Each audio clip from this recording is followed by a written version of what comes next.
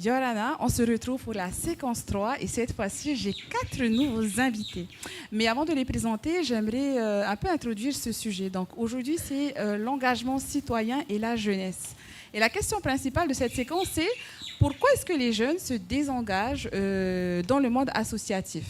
Donc, si j'entends bien, depuis ce matin, on a souvent parlé de la jeunesse, en disant que vraiment la jeunesse peuvent être au cœur des associations, des organismes, et ils sont un peu le poumon de la société.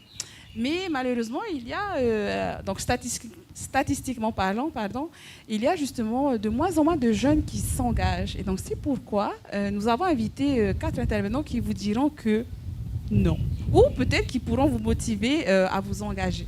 Ok, donc chers jeunes, chers moins jeunes, je vous invite à suivre avec nous. Donc on a notre premier invité qui est Tohiari. Yorana Tohiari, je te laisserai le temps ensuite de bien te présenter et dans quel organisme ensuite tu œuvres. Ensuite nous avons Michel qui est avec nous. Donc Yorana aussi Michel, bienvenue et merci pour votre patience et surtout d'être présent aujourd'hui. Ensuite nous avons Rava et Ihiro, merci à vous d'être ici. Et franchement j'ai vraiment hâte d'entendre vos expériences, vos témoignages, mais surtout aussi vos encouragements pour la jeunesse, a.k.a. pour nous, quoi. Hein. En quelque sorte, donc Tohiari, je te donne le micro. Bonjour tout le monde, je m'appelle Tohiari, donc excusez-moi. Bonjour tout le monde, je m'appelle Tohiari, j'œuvre au sein de Avenir étudiant depuis maintenant 6 ans presque. J'ai intégré Avenir étudiant lorsque j'avais 18 ans et que j'entrais à l'université. Et depuis, j'occupe les fonctions de secrétaire général au sein du syndicat. Donc nos missions sont garantir l'intérêt, enfin garantir la protection des droits des étudiants, se battre pour leurs intérêts en général. Merci. Donc, je peux t'appeler Tao, ça va? Ok, super. Merci Tao. Donc, Michel, dis-moi tout. Bonjour. Alors, moi, je suis Michel. Je fais partie du Kiwanis. Je suis plutôt à l'international, étant présidente de l'Asie-Pacifique. On œuvre pour les enfants. Donc, notre motto, c'est servir les enfants du monde. Nous sommes présents en Polynésie au niveau donc, des clubs adultes. Et nous avions aussi des clubs. La particularité du Kiwanis, c'est que la moitié de nos membres, parce que nous sommes mondiaux, nous sommes dans le monde, nous sommes dans 80 pays, la moitié des membres du Kiwanis sont des enfants de 6 à 26 ans. Ils sont présents dans les écoles, les collèges, les lycées et les universités. Voilà. Wow, merci beaucoup Michel. Ah, j'ai hâte d'entendre parler encore plus des Kiwani. Hein. Donc, hello, dis-moi tout. Hello, moi c'est Rava, je suis secrétaire dans l'association des scouts et guides de Polynésie française. Donc ça fait plusieurs années que nous sommes sur le territoire. Nous accueillons des jeunes à partir de 6 ans jusqu'à 17 ans et des bénévoles également. Du coup, nous avons 3 groupes sur Tahiti, un groupe à Pirée, un groupe à Aroué et récemment un groupe de Punaouia s'est ouvert. Ok, voilà. Ok, merci beaucoup Rava, on reviendra aussi sur ça également. Yorana, Ihiro. Yorana. Donc moi c'est Ihiro, je suis président de l'association pour les langues, les sciences et les cultures polynésiennes à l'université de la Polynésie française. Donc on valorise les 3 points que je viens de dire auprès de toutes les filières, pas seulement ceux qui sont spécialisés en langue polynésienne. Et en plus de ça, et je pense que Tohiari il a un petit peu il a oublié de le mentionner, mais on est représentant étudiant sous la houlette de Avenir étudiant. Donc on participe aux décisions universitaires notamment pour le droit des étudiants. Ok, voilà. super. C'est vraiment intéressant. Effectivement, Ihiro et Tohiari se connaissent justement parce qu'ils sont tous les deux aussi à l'université. Donc effectivement, là, comme je vous disais, on vous a un peu sensibilisé sur ce thème. Donc on a remarqué qu'en fait, de plus en plus de jeunes se désengageaient. Donc statistiquement parlant, et j'aimerais avoir vos retours. Déjà, est-ce que vous êtes d'accord avec ce que je vous dis? Je passe le micro au cas où, mais n'hésitez pas à tous répondre. Ok, j'ai compris, je vais répondre. Alors, très honnêtement, si tu m'avais posé la question il y a, on va dire, 2 ans, personnellement, à Avenir étudiant, la majorité d'entre nous étaient en train d'obtenir leur diplôme, donc ils quittaient le syndicat pour entrer dans la vie active et on remarquait qu'on perdait en termes de main-d'œuvre. Enfin, on n'avait plus autant de mains volontaires que ça, on avait du mal à tenir nos projets. Et là, ces 2 dernières années, avec les nouvelles promotions qui sont arrivées à l'université, on a vu un engouement et un engagement des étudiants pour la cause et on était étonnamment surpris. Moi, je me suis dit, je vais être diplômé, qu'est-ce qui va se passer, qu'est-ce qui va arriver d'avenir étudiant. Et il y a cette nouvelle génération qui sont arrivés, qui ont pris le flambeau, qui sont force de proposition, qui prennent des initiatives. Et moi, ça m'a surpris, ça m'a agréablement surpris parce que j'avais peur finalement pour l'avenir de l'avenir étudiant. Mais tout va bien, ils sont là, ils sont engagés, donc je suis très content. Ok, donc ils sont bien là, ils sont présents, ils sont engagés. Michel, que penses-tu de la phrase que je viens de dire un peu plus tôt? Alors moi, je vais te parler au niveau du Kiwanis. Bien sûr. Donc pour nous, ce n'est pas le cas. Nous, on remarque que contrairement à ce que vous venez de dire, au niveau du Kiwanis, on trouve que les jeunes s'engagent beaucoup. Pourquoi ? Parce qu'à l'heure actuelle, les enfants, les jeunes adultes, quand ils s'engagent, ils veulent que ça ait du sens. Et dans le Kiwanis, justement, ça a du sens. Pourquoi ça a du sens ? Parce qu'on leur donne un rôle. Ils sont là, ils s'engagent, et ils savent que quand ils s'engagent, c'est pour quelque chose. Il y a un impact immédiat. La première chose qu'ils recherchent, c'est que ce qu'ils font, ait un sens. Et là, il y a un impact immédiat. Ensuite, ils ne sont pas là comme figurants. Ils sont des acteurs. Ils sont présidents, secrétaires, trésoriers, directeurs de comité. Ils sont là. Ils préparent leurs projets. Ils votent leur budget. Ils décident des actions qu'ils vont faire. Ils font tout. Hein? Il n'y a pas d'adultes qui vont dire ce qu'ils doivent faire. C'est eux qui décident de ce qu'ils veulent faire. Et ça, c'est très important. Et ce que l'on fait en plus, on leur donne des formations. Parce que l'on fait dans les universités, on leur apprend à mener leurs projets. On leur apprend à communiquer. Ils deviennent des leaders. On leur apprend le leadership. Et c'est important.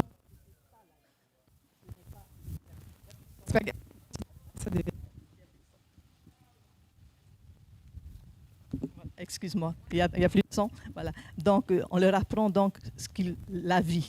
Hein. C'est ça qui est important. C'est tous ces petits gestes qui font que dans le Kiwanis, les jeunes ont envie de s'engager. Et c'est comme ça qu'on remarque que la moitié, on a 300 000 jeunes dans le monde qui sont engagés dans le Kiwanis. Oh, wow. Voilà. Ça, c'est très important. Et en plus, ils sont reliés. Chaque mois, il y a des réunions par Zoom et ils rencontrent des gens, des élèves d'autres pays, des Japonais, des Européens, donc de l'Asie. Voilà, il y a un partage, un échange au niveau de leurs projets, au niveau de ce qu'ils veulent faire. Et également, ils se retrouvent en convention et là, ils peuvent également encore partager. Et ce qui est très important, c'est de voir que quand tu es kiwanais, on l'a vu ici particulièrement, on a vu ces jeunes qui ont envie de s'engager, mais qui, pas simplement ils s'engagent, mais à la fin de leur... par exemple, au collège, de la 6e à 3e, on a vu le développement, on a vu comment un enfant timide peut devenir quelqu'un en 3e. Non simplement, il est devenu un leader, mais il sait ce qu'il veut faire dans la vie. Et ça, c'est très important. Oui. Il y en a un qui a dit « Je veux être président de territoire ». Non, mais carrément, en fait, de plus en plus de jeunes, effectivement, associatifs, il y a de plus en plus de qui sont accompagnés et en fait, ils arrivent à c'est vraiment ce désir de vouloir manager quelque chose, de vouloir gérer un projet, d'aller de connaître tout ça et de ne pas juste être passif. Hein. Voilà, ils ne sont pas passifs. Et c'est ce qui est important, c'est de les laisser diriger eux-mêmes leur club. Ça, c'est très important. On n'est pas là. Les adultes sont là comme soutien, mais ils ne sont pas là pour leur dire ce qu'ils doivent faire. Ils décident eux-mêmes. Et c'est ça qui est important. C'est pour ça que les jeunes ont envie de s'engager. Ils ne veulent pas être juste un figurant là juste pour faire joli, quoi. Voilà. Non, ils veulent être là pour être un acteur de ce qu'ils veulent, au niveau de tout ce qui est bénévolat, ils veulent être des acteurs, pas des figurants. Et c'est ça qui est... Michel. Voilà. Oh, merci infiniment.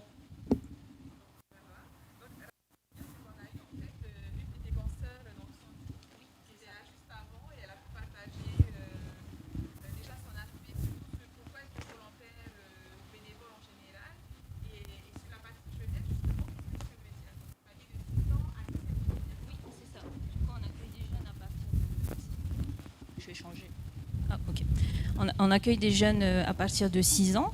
Donc, je rejoins un peu ce que Michel disait. On essaie de développer l'autonomie, en fait.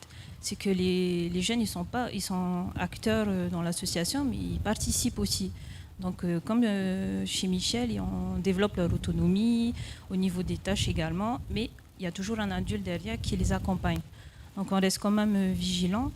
Et puis, de notre côté, on a quand même remarqué qu'il y a une baisse de bénévoles, de jeunes aussi qui veulent participer, parce que voilà, aujourd'hui, les jeunes ont des activités extrascolaires.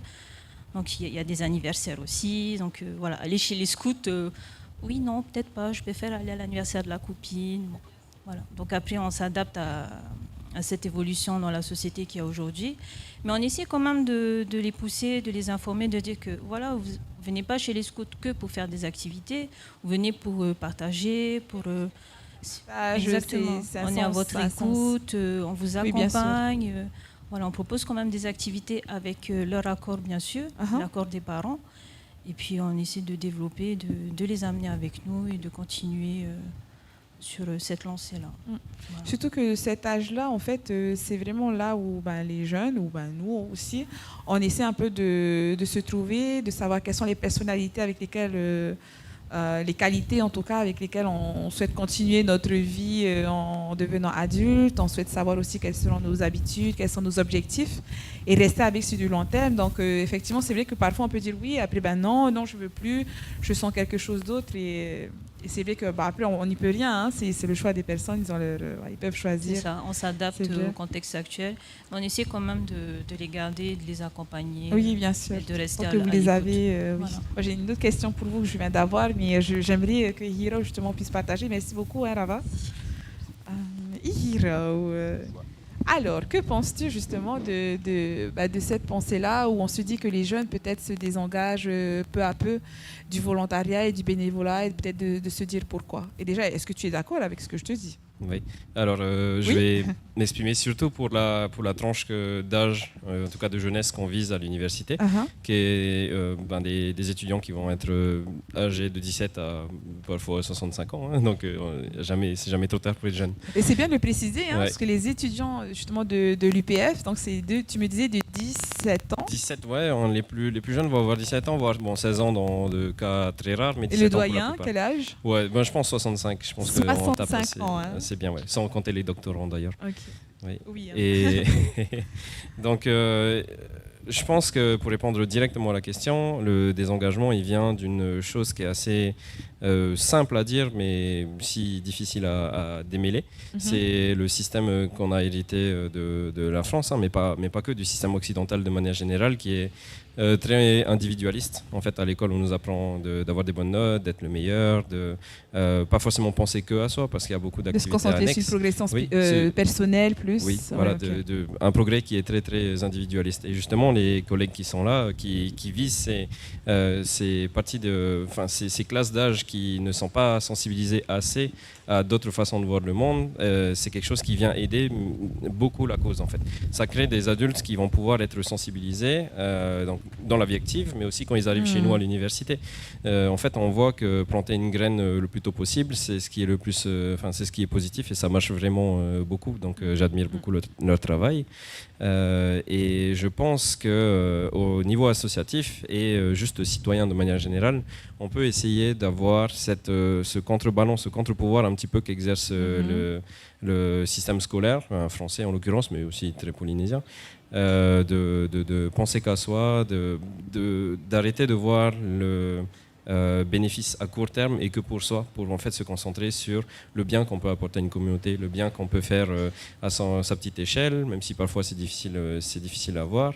Il faut un petit peu renouer ces liens-là qu'on a un petit peu perdus avec la modernité entre les humains, entre les gens, parce que c'est pour ça qu'aujourd'hui on se désensibilise, on travaille pour nous, on achète notre maison, on achète notre voiture, c'est de l'argent qu'on dépense pour nous, qu'on a gagné par nous-mêmes, qui nous déconnecte à la fois des gens, de notre culture, de notre nature. Donc c'est un problème qui est très holistique et qui peut être, plus il est pris tôt en considération, plus on peut avancer, je pense. Et à l'université, on souffre vraiment de ce manque de sensibilisation qu'on a de nos étudiants. même si on essaye de faire un maximum de visibiliser, d'avoir un système de communication on espère, assez efficace avec les différentes associations, de toucher les domaines aussi sur lesquels les gens peuvent être intéressés au début, parce que je vais prendre l'exemple de mon association. On est d'abord pour les cultures. La culture a heureusement une certaine popularité ici, et en fait c'est quelque chose qu'on utilise quand même comme un prétexte pour attraper les gens. Puis après leur dire on fait aussi des ramassages de déchets, on fait aussi de la sensibilisation à la science.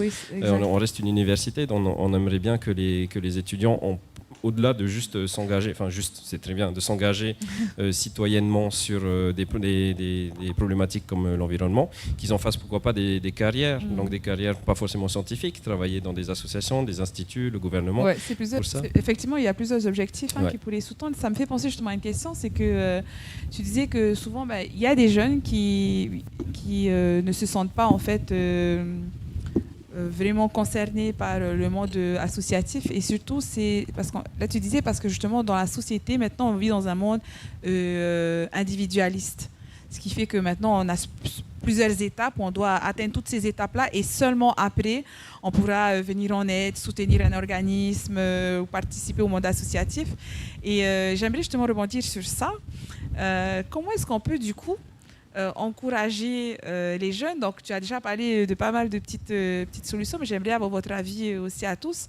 Comment est-ce qu'on pourrait en fait engager les jeunes à revenir un peu vers ce monde associatif, et surtout, je dirais pas à faire la pub, mais surtout à promouvoir en fait les missions, les objectifs et les résultats en fait qui sont mis en avant lorsqu'on décide de s'engager. Donc on est d'accord que premièrement, quand on s'engage dans le milieu associatif, en fait, c'est cet objectif-là déjà d'échanger, de transmettre. Et j'ai bien apprécié au panel précédent où on parlait beaucoup de partage en fait. C'est à part la transmission, c'est vraiment un partage. C'est j'apprends à écouter plus qu'à entendre. Donc ça prend tout son sens, car je me souviens, moi, en grandissant, mes parents me rappelaient souvent ça. Non, tu as entendu, mais tu n'as pas écouté. Et je pense que ce sont les mêmes choses. Et donc voilà, j'aimerais avoir un peu ton avis et ensuite faire un peu le tour de fauteuil. Alors, si j'ai bien compris la question, on essaie de rendre le bénévolat glamour, on essaie de rendre ça attractif. Tout simplement, je dirais que l'engagement associatif, le bénévolat dans ce cas précis, c'est fun. En vrai, c'est fun. C'est sans prise de tête. Vous vous rassemblez avec un petit groupe de personnes. Vous avez un objectif commun. Vous venez d'horizons différents. Vous savez que sans le bénévolat, vous ne vous serez jamais donné l'heure. Et c'est vraiment, je sais pas, ça donne une opportunité de fréquenter des personnes qu'on n'aurait jamais fréquentées auparavant. Je vous dis, on se connaît avec Ihiro, mais auparavant, moi, je n'aurais pas donné l'heure à Ihiro parce que il fréquente des milieux que moi, je ne fréquente pas.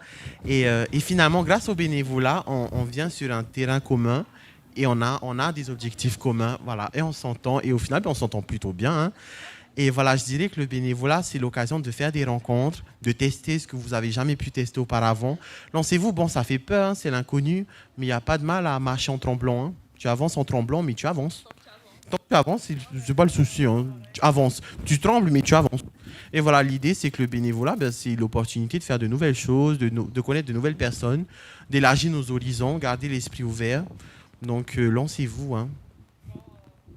Merci beaucoup. Toi, effectivement, moi je retiens, c'est fun, on rencontre des personnes et surtout on continue d'avancer même si on tremble un peu. Donc là, j'imagine que tu faisais allusion au fait de sortir de sa zone de confort. On est d'accord.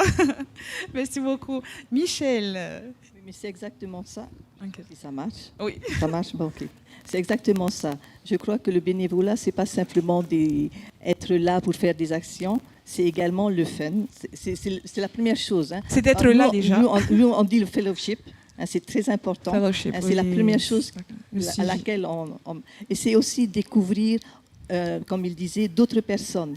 Et dans le Kiwanis, on a l'opportunité. Qu'on n'aurait jamais côtoyé en temps normal. Mais pas simplement ici. C'est à l'extérieur. On a la possibilité de rencontrer des gens. Moi, je vois les enfants. Enfin, moi, je vais parler des enfants parce que les adultes ont fait la même chose. Mais ces jeunes ont la possibilité de rencontrer des enfants d'horizons différents, de cultures différentes, et faire avec eux. Bon, ils le font. Par exemple, ils font des échanges. Il y a des Taïwanais qui sont allés en Malaisie, par exemple. Oui. Il y en a qui sont allés à Guam. Et ils ont la possibilité de voyager et de partager avec eux non simplement ce qu'ils font, mais aussi de faire ensemble quelque chose. C'est ça qui est important. Donc voilà, c'était ça. J'allais te demander les bienfaits vraiment. Faire quelque chose ensemble, avoir un objectif ensemble.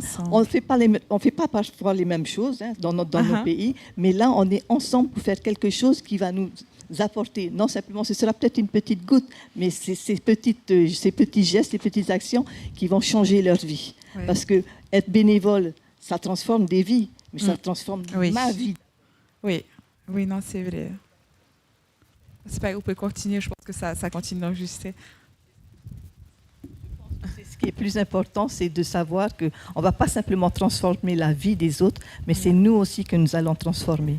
Et c'est ce qui est important, et c'est ce qui est important pour les jeunes. C'est une transmission dans les deux sens, en fait. Exactement. Exactement, oui. Exactement. Que tu es dans l'accompagnement ou que tu sois accompagné, en fait, je pense que c'est d'accepter ça aussi, que quand tu es dans ce monde-là, en fait, déjà, on est d'accord depuis ce matin, on parle souvent d'être ensemble, d'être une famille. En fait, on parle d'être une famille parce qu'on commence à être les objectifs qui transcendent un peu nos objectifs et nos propres missions à nous.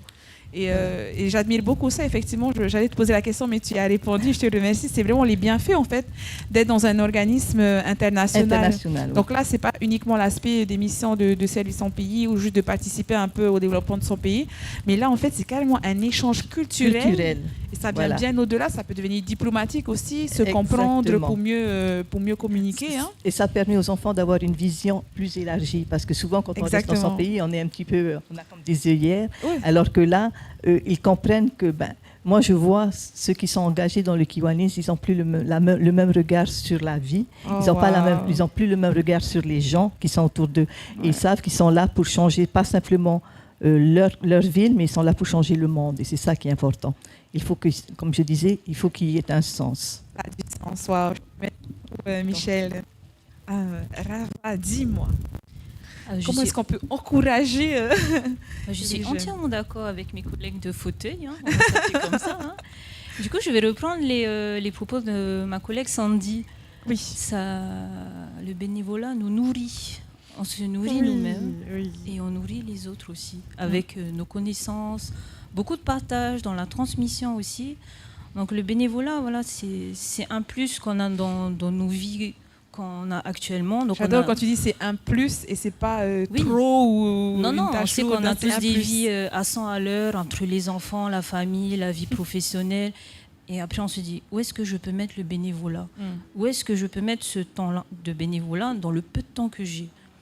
Ok, on n'a pas autant de temps, mais tu t'investis dans ce peu de temps qui peut déjà permettre à beaucoup de choses qui peuvent se développer. Profiter à une autre personne, mais comme elle disait justement Michel, profiter aussi toi personnellement pour ta progression. Ça nous nourrit, nous, et c'est ça en expérience, en tout en fait.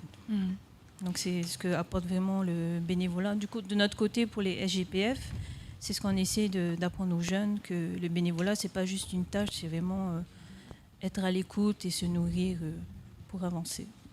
Déjà, les 3 premiers que j'ai interrogés, vous êtes d'accord que quand même dans le bénévolat, en fait, on va beaucoup développer en fait des capacités de relations humaines. Et c'est malheureusement ce qui n'est pas automatiquement enseigné à l'école. Donc moi, je viens d'un profil purement juridique. Donc, mis à part les misconceptions, comme on dit, les clichés sur les étudiants en droit, en fait, on se dit qu'ils sont un peu trop droits. Mais quelque part, même nous, je trouve que dans la génération actuelle, et ça a commencé, je pense, dans ma génération à moi, c'était de se dire qu'en fait, on peut faire quelque chose de sérieux, qui est notre passion. Oui, ça peut être la passion d'une personne de faire du droit, mais en même temps, c'est de se dire aussi que je ne veux pas juste faire ça, en fait. J'aimerais faire autre chose et sortir de ma zone de confort. Et c'est ce qui, moi, en tout cas, m'a permis de commencer à être dans le mode associatif, sportif ou d'autres causes d'inclusion, que ce soit scolaire ou au niveau professionnel. Et c'est ça qui change, en fait. C'est déjà d'accepter que ça va changer ta vie, mais que ça va changer plus, c'est-à-dire un upgrade, ça va vraiment être pour le mieux en fait. Et c'est ça qui est top. Donc c'est vraiment un développement des relations humaines. On est d'accord, hein? Oui. Ok, dis ça, oui, comme tu n'as pas le micro. Tu fais Pardon. Je passe directement à Hiro, et après je reviens vers toi, Michel. Ok, ça tombe bien que tu aies un peu mis la conclusion sur les relations humaines, parce que comme vous en avez tous parlé, je me suis dit que j'allais dire autre chose, dans la même veine, dans nickel, vas-y, go. Dans le même sens, mais Et je suis complètement d'accord avec tout ce qui a été dit par rapport à même le fun, jusqu'au fun. L'engagement, il vient vraiment de quelque chose qui est au fond de soi, la plupart du temps. Mais force est de constater qu'il y a quand même plusieurs types d'engagement, surtout en tout cas, je parle pour l'université, mais j'ai pu le constater aussi juste dans la vie active En général, de dans manière la générale. généralité des choses. Ouais, il y a des gens qui sont vraiment, enfin, qui vont croire aux causes qu'ils défendent et puis qui peuvent peut-être changer au bout d'un moment. Il y a des gens qui vont être là un petit peu plus par intérêt parfois, même si ils participent quand même au combat, aux différentes problématiques qu'on aborde. Et l'important, c'est que le travail soit fait. Donc, même si c'est pas un engagement qui est noble à la base, franchement, moi, je pense qu'il faut aussi mettre en avant toutes les entre guillemets bonnes choses que l'engagement peut apporter à quelqu'un, mais des bonnes choses de carrière, de société, quelque chose qui met de la valeur sociale sur un individu. Exactement, j'allais en venir, donc c'est ce qu'on appelle les soft skills, donc de pouvoir faire un projet, de pouvoir mener des gens, de savoir installer un roll-up là, c'est pas donné à tout le monde, et dans l'engagement c'est énormément de petites choses qu'on apprend dans un rôle de président, mais pas que. On apprend à faire du son, à faire de la communication, à faire de la gestion de troupes, à à faire de toucher à tout en fait l'administration. quelque part, mais je pense dans un cadre bienveillant en fait. Exactement. T'as pas la pression de la limitation, la pression du résultat ou de tout ce qui est hiérarchique, on va dire un peu, une grosse pression. C'est vraiment, on te prend comme tu es et on va te montrer ce que l'on fait. Et ensuite, tu pourras trouver ta place quelque part. Hein. Oui, c'est ça. Et ça donne vraiment beaucoup de capacités, de nouvelles capacités de s'engager, qui sont ensuite des choses qu'on peut mettre dans un CV, qui sont ensuite des choses qui vont pouvoir permettre à une personne d'évoluer au niveau de leur carrière. Et en plus, pour ceux qui se lancent encore plus, il y a des connaissances qu'on finit par avoir, enfin des connaissances humaines, des gens qu'on commence à connaître. On rencontre les ministres, on rencontre le président, on rencontre des choses. Exactement, c'est ça en fait que je dis. Ça va permettre en fait de déconstruire beaucoup d'appréhension, beaucoup de stéréotypes. On se dit non, moi jamais je vais pouvoir parler à ces personnes-là. Et en fait, ils viennent dans le cadre de l'association, ils viennent nous féliciter. Là, mais surtout chez nous d'ailleurs. C'est un humain. Surtout chez nous où le gouvernement est assez proche des associations, c'est facile de rencontrer, peut-être pas Muay Thai dans la rue, mais en tout cas les ministres. Et même si à la base, moi je m'engage parce que je crois en la cause, parce que c'est fun, on a besoin de parler de tout ce que ça peut apporter au niveau de la carrière et personnellement. Il faut en parler, ça demande beaucoup de communication. Michel, tu souhaitais, j'espère que tu n'as pas oublié ton fil. Pardon ? Tu n'as pas oublié ton idée, hein ? Non. Oui, allez, vas-y, dis-moi. C'était quoi ? Je sais pas, je savais pas si tu voulais d'accord. Je disais que donc, être bénévole, ça te donne l'opportunité de rencontrer des personnes, pas simplement au niveau culturel, mais également des personnes, par exemple, les enfants, quand ils font des actions, ils vont rencontrer des personnes, des adultes, ils vont rencontrer des personnes âgées parce qu'ils vont également aller voir des personnes âgées. Voilà, c'est intergénérationnel. Voilà. C'est ça qui est important. C'est se dire qu'ils ne vont pas rester dans leur petit cocon. Ils vont apprendre à connaître la société en général. Comme je disais, voilà, ils ne vont pas simplement rencontrer, ils peuvent même rencontrer dans le cadre de leur projet le président, une personne de la mairie, une personne de leur commune, quelqu'un d'important qui va venir, vers qui ils vont aller pour avoir pas simplement, par exemple, pour une levée de fonds, mais également, je disais, je me rappelle à Montréal, c'était des élèves dans une école qui était c'était le club Kiwanis, parce que nous avons des clubs Kiwanis dans les écoles, qui s'appellent Kikids. Ce club-là sont allés à la mairie pour demander de l'aide, et ils ont monté un projet pour aller donner des cadeaux dans une vallée, tu vois. Donc, en faisant cela, ils ne se sont pas simplement... entre eux, ce n'était pas simplement des enfants de l'école de 6-5 ans. Ils avaient 6 et 7 ans. Parce qu'il faut dire que le Kiwanis, on a des clubs d'enfants de 6 ans à 26 ans. Donc, dans les écoles de 6 ans, ce sont ces enfants-là qui sont partis faire une action pour la Noël, pour tout le quartier. Ils font eux-mêmes, au niveau des collèges, au niveau de leur école, ils ont fait, par exemple, une récolte de cadeaux. Donc, toute l'école a participé. Et ensuite, ils sont partis également dans une vallée pour donner leurs cadeaux. Donc, on voit que c'est quand on est, c'est pour ça qu'il faut, je pense que le bénévolat, on se trouve avec des gens qui sont quand on parle de bénévolat, on pense toujours à des adultes. Je crois que le bénévolat, il faut le commencer dès le premier âge. Il faut leur apprendre dès le premier âge à penser aux autres, parce que c'est une richesse humaine, le bénévolat. On ne s'en rend pas compte, mais être bénévole, c'est pas simplement donner de son temps, mais c'est aussi rencontrer des gens. Et c'est ça qui est le plus important, parce que quand on rencontre les autres...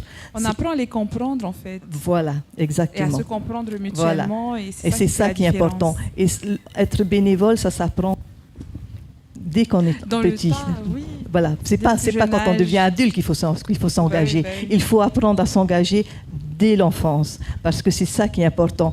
C'est vrai, comme il disait, on devient égocentrique, on pense qu'à soi, on devient égoïste. La société est comme ça. Oui, voilà. Mais c'est à nous à apprendre à nos enfants à s'engager vers les autres. Si on ne le fait pas, personne ne le fera pour nous.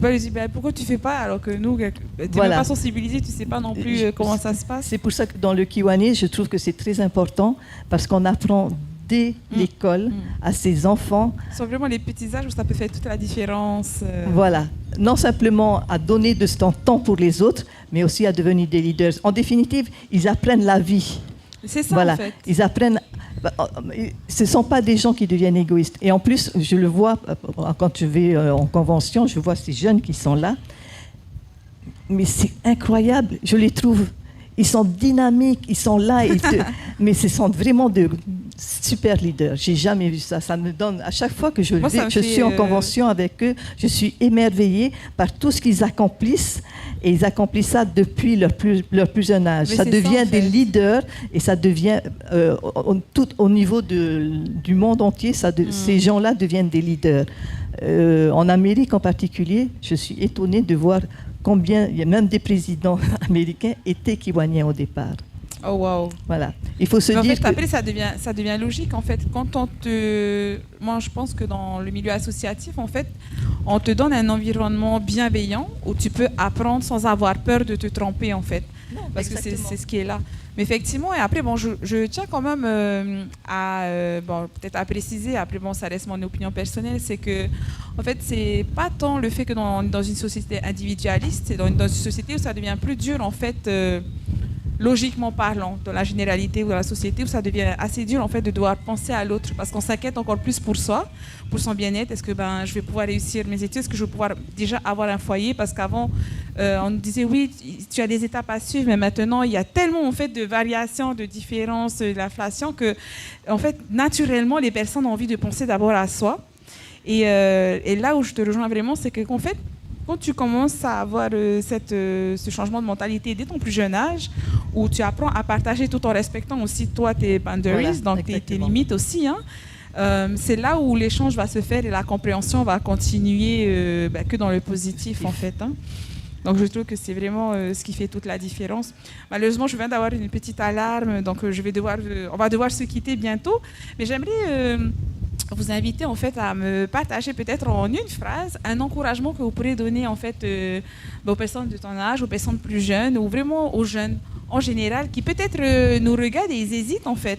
Parce que parfois on pense que le parcours du bénévolat ou du volontaire, en fait tu dois commencer là, après tu dois aller là-bas, après tu vas t'entretenir avec telle personne, peut-être tu vas devoir faire certaines journées, mais vraiment simplement, quel message en fait vous donneriez-vous aux jeunes qui hésitent encore, parce que je sais qu'il y en a beaucoup, hein, je parle souvent avec eux, travaillant avec des personnes un peu plus adultes, donc de 18 ans au-delà, mais je vois aussi d'autres jeunes qui sont curieux, mais ils n'osent pas se lancer, tu vois.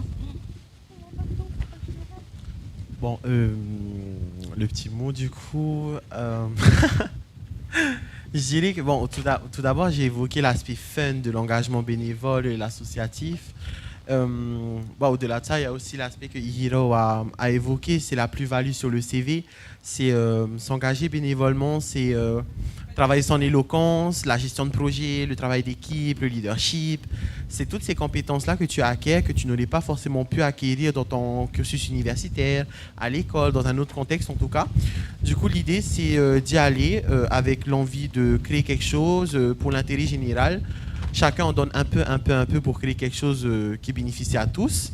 Et à côté de ça, ton gain personnel, c'est ces nouvelles compétences, cette capacité à t'exprimer en public, à te présenter en public, à mener des projets, à t'entretenir avec les officiels, le gouvernement aussi. Donc, c'est participer à des podcasts parce que, enfin, pour la petite anecdote, moi, Avenir étudiant, je me suis engagé et je leur ai dit je peux tout faire sauf les apparitions publiques. Je leur ai dit toutes les interviews, les plateaux télé, oubliez-moi, je ne fais pas. Je veux bien travailler dans l'ombre, faire tout ce qu'il faut, le nécessaire dans l'ombre, mais les apparitions publiques, les podcasts, les interviews, les plateaux télé, oubliez-moi. Mais tu es là. Ils ont Mais tu es là. Là, ça est trop tard, je suis là. Bon, je les ai prévenus dès le départ, c'était ma limite. J'ai beaucoup de mal avec de se présenter en public, se montrer. Bon, là, c'était le moment. Bon, en fait, je pensais que le podcast, il était sans caméra. Donc, vous me voyez, vous n'étiez pas censé me voir. Je voulais pas trop. Bon, c'est pas grave, c'est bien. Le format il est plutôt fun, encore une fois. On est là pour le fun. Et voilà, engagez-vous. Faites-le pour le fun, mais dites-vous qu'ensuite, il y aura des retombées positives pour vous. Vos CV seront pleins. Donc, en plus de vos stages, vous aurez aussi l'associatif et le bénévolat pour vous servir. Donc, dans tous les cas, vous gagnez. Merci Tao pour ta très longue phrase, mais super motivante et déterminante. J'adore. Merci encore d'être ici. Je sais que c'était vraiment un effort et sorti de ta zone de confort. Michel, vas-y. Bon, moi, je dirais aux jeunes, pour faire du bénévolat, tu n'as pas besoin d'être un héros, tu n'as pas besoin d'être parfait, tu n'as pas besoin d'être un leader, tu n'as pas besoin de savoir ce que tu veux. Bien juste. Non, tu n'as pas besoin d'être tout ça. Il faut juste donner parfois juste 1 heure de ton temps par mois, c'est tout, on ne t'en demande pas plus. Mais tu verras un sourire. Quand tu vois un sourire sur un enfant, un sourire sur un adulte, parce que tu lui as donné, tu as partagé avec lui un moment, tu vas voir ce que ça va faire. C'est ça le bénévolat, c'est voir le sourire, les yeux qui pétillent des personnes avec qui tu es, avec qui tu vas partager quelque chose. C'est le plus important. Le reste, ça n'a pas d'importance. C'est le sourire, l'amour que tu as partagé pendant 1 heure, c'est tout. C'est rien d'autre. Merci beaucoup, Michel. Je t'en prie. Oh là là, je suis carrément inspirée là. Pour moi, ça va être 4 petites phrases que je vais chanter. Donc, c'est la fameuse chanson Scout que Sandy devait chanter. Donc, le monde m'appelle, le monde m'attend, la vie est si belle, je ne veux pas perdre mon temps. Oh wow, merci Lava. Merci, on s'en privilégié là. Non, merci beaucoup, tellement simple en plus. Tellement 4 simple, phrases, tellement simple, positif, mais tellement significatif. tellement nourrissant que voilà, Okay. tellement vrai aussi. Hiro, Oui, et du coup, pour the last of all. le mot de la fin, ça arrive d'être perdu dans la vie. C'est facile de se perdre quand on est jeune. On nous demande à 18 ans, 17 ans de choisir notre voie professionnelle, de faire nos études, tout ça. Et on nous explique depuis le berceau qu'il faut exceller dans certaines choses et pas forcément dans d'autres. L'engagement, ça permet de revoir un petit peu tout ce que humainement il est possible de faire et potentiellement de trouver des voies qui vous ont pas été présentées au début et qui correspondent peut-être plus à ce que vous cherchez dans la vie. Donc si vous êtes perdu, franchement c'est un très bon point d'appui de s'engager.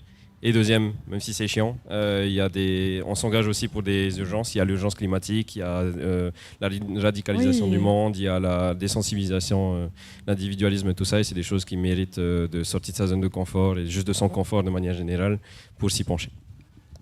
Wow, merci beaucoup Hiro. Merci à tous les cas. J'étais vraiment privilégiée de vous avoir sur mes fauteuils. Je vais vous laisser tranquille.